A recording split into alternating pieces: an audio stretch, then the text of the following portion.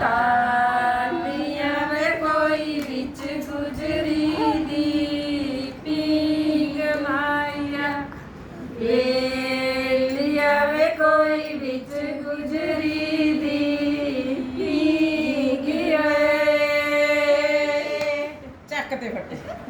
ਮਿੰਟੂ ਖੜ ਜਾਏ ਤੇ ਮੇਰਾ ਵਿਆਹ ਚੱਲੀ ਜਾਂਦਾ ਝੂਟ ਚੜਾਉਂਦੇ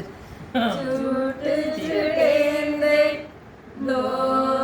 ਜਣੇ ਵੇ ਕੋਈ ਰਾਜਾ ਦੇਵ ਜੀ ਮਾਇਆ ਵੇਲੀਆ ਵੇ ਕੋਈ ਰਾਜਾ ਦੇਵ ਜੀ ਹੋਏ ਝੂਟ ਚੜੇਂਦੇ ਡਿੱਗ ਪਏ ਪਹਿਲਾਂ ਮੈਨੂੰ ਦੱਸ ਦਿਓ ਡਿੱਗੀ ਫਿਰ ਖੜੀ ਕਿਵੇਂ ਹੋਈ